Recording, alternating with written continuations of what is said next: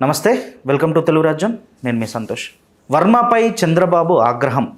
వర్మ దారి ఎటు? YCP వర్మకి invite చేస్తుందా, ఆహ్వానం పలుకుతుందా? పిఠాపురం రాజకీయాలు ఎటు టర్న్ తీసుకుంటున్నాయి అనే విషయంపైన మాట్లాడడానికి మన ముందున్నారు చలసాని శ్రీనివాస్ గారు. నమస్తే సార్. నమస్కారం. అందరూ నమస్కారం. వర్మ మొన్న ఒక సంచలన వ్యాఖ్యలు అయితే చేశారు. జనసేనకి అన్నట్టు కొన్ని మాట్లాడారు. దానిపైన, ఆ విషయం పైన చంద్రబాబు గారు ఆగ్రహం పలికారు. అసలు ఏం జరిగింది? వైసీపీ ఇన్వైట్ చేస్తుందా?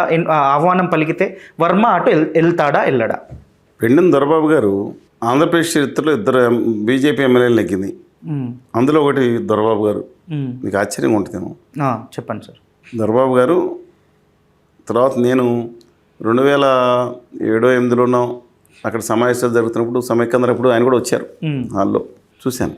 ప్రజల్లో కొంచెం గట్టిగా దెబ్బలాడే నేతగా పేరుంది ఆయనకి. దాంట్లో పెన్నా నాగేశ్వరరావు 2-3 సార్లు కూడా ఎమ్మెల్యే చేసిన చాలామంది ఉన్నారు ఆ ప్రాంతం.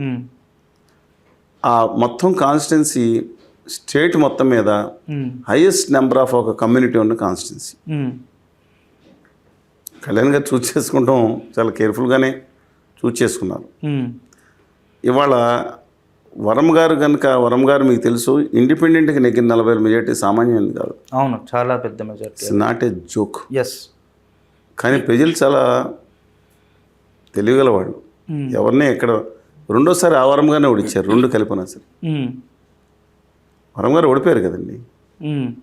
అంతే కదా, 2 చూశారు కదా. మళ్ళీ వేరే ఇండిపెండెంట్ అభ్యర్థి కింద ఇంకొక ఆయన పోటీ చేస్తే పెద్ద మనిషి ఆయన కూడా ఓడిపోవడం జరిగింది.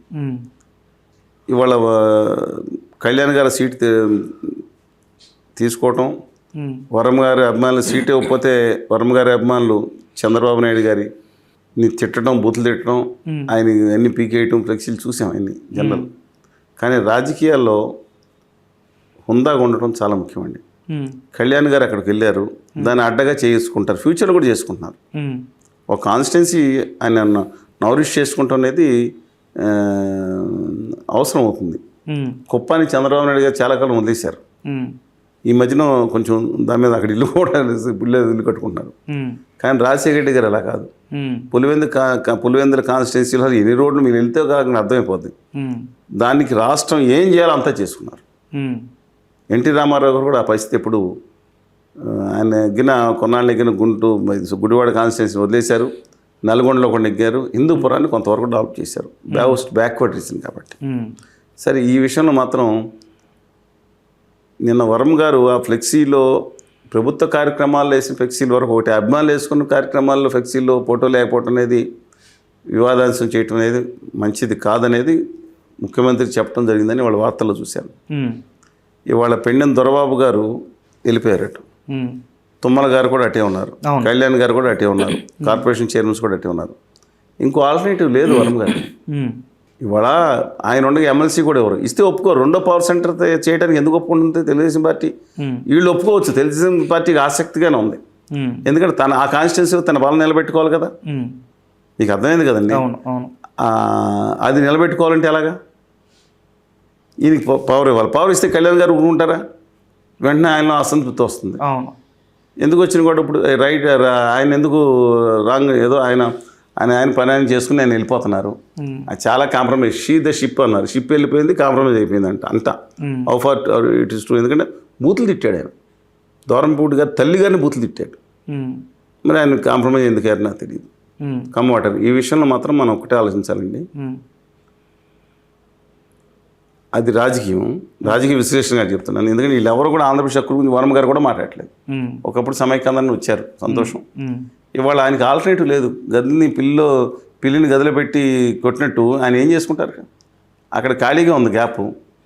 వంగా గీత గారు ఎంపీకి వెళ్ళొచ్చు. ఆవిడ సచ్చే హంబుల్ లీడర్ అండి. ఎప్పుడు కూడా పరుషంగా మాట్లాడని లీడరు శ్రీమతి వంగా గీత విశ్వనాథ్ గారు. ఆవిడ చేయని పదవులు ఏమన్నాయి చెప్పండి? మంత్రి చెప్తున్నాను. అందువలన ఆవిడ టఫ్గా ఉండే, అంటే నాకు ఇది కావాలని కాదు, చాలా హంబుల్నెస్ ఎక్కువ ఉంది, గట్టిగా మాట్లాడగలుగుతారు. అందువలన ఆ ప్లేస్లోకి వరం గారు వెళ్ళే అవకాశం ఆయన వెళ్ళాలని కోరుకుంటలేదు. ఆయన మిత్రులు వారిని నేను ఎందుకు కోరుకుంటానండి? కనపడుతుంది ఆల్టర్నేటివ్ లేకుండా. ఎప్పుడైతే కానీ తెలుగుదేశం పార్టీకి రేపొద్దు ఇద్దరి మధ్యన కనుక తేడా వస్తే ఆ కాన్స్టిట్యున్సీలో 0 అవుతుంది. కొంతమంది తప్ప ఆయన వెళ్ళిపోతే ఆ కాన్స్టిట్యున్సీలో వెళ్ళే అవకాశాలు ఉన్నాయంటారా సార్ వైసీపీకి? కనపడతాం. అంటే ఆల్టర్నేటివ్ లేనప్పుడు ఏం చేస్తారంటాను. బహుజన సమాజ్ పార్టీలో మా బహంజీ మాయావతి పార్టీలో చేరాలా, లేకపోతే వైఎస్ఆర్ తెలంగాణ పార్టీ మాజీ అధ్యక్షురాలు ఎప్పుడు ఆ పక్క రాష్ట్రంతో నా సంబంధం ఏంటని మాట్లాడి ఆంధ్రప్రదేశ్కి పేరాచూట్లో దింపబడి మళ్ళీ ఒకసారి రెండోసారి జగన్మోహన్ రెడ్డి గారికి ఆస్తుల మీద ఉద్యమం చేస్తానికి నిలబడిపోయిన షర్మిల గారి పార్టీలో చేరాలా? ఆవిడ అంటున్నాను నేను చేయట్లేదని. ఆంధ్రరత్న భవన్లో ఆయన పార్టీ ఓపెన్ చేసి చూడండి. పిసిసి కార్యాలయంలో కూర్చుని అన్నగారు ఆస్తుల మీద మాట్లాడాల్సిన అవసరం ఉంది. నేను అడుగుతున్నానండి. ఉద్యమాన్ని పక్కదారి పట్టించేసిన వాళ్ళు ఆవిడ మొదటి వ్యక్తి అండి. అంత అహంకారంగా ఉండకూడదు పని లేదు, మార్చుకోవాలి వారు. ఆవిడే వచ్చింది మా ఉద్యమాన్ని, ప్రత్యేక ఉద్యమాన్ని కూడా పార్టీ అందరూ గవర్నర్ డాక్టర్ గారు కానీ, తర్వాత శైలజనాథ్ గారు కానీ, గిడుగు రుద్రరాజు గారు, కొంతవరకు రఘువీరెడ్డి గారు అయితే హంబుల్గా సచ్ హంబుల్ పర్సనాలిటీ ఈజ్ మంచోడు, చాలా మంచోడు రఘువీరెడ్డి గారు. వాళ్ళకి ఈవిడికి పోలికేంటండి, ఇంపోర్టెడ్ ఫ్రమ్ అక్కడి నుంచి. అందుకని వీళ్ళ పార్టీలో జాయిన్ అవుతారా? ఏ పార్టీలో జాయిన్ అవుతారు? వామపక్షాలు నిజాయితీ ఉంది, వామపక్ష పార్టీలో జాయిన్ అవ్వాలని. యాక్చువల్గా వామపక్ష పార్టీలు గెలుస్తాయా? అయినా ఎవరో ఒకళ్ళు ఓటేయాలి, వేరే సంగతి. అందువల్ల ఆల్టర్నేటివ్ ఏముంది, ఇండిపెండెంట్గా నిలబడతారా? నిలబడే అవకాశం ఉండొచ్చు.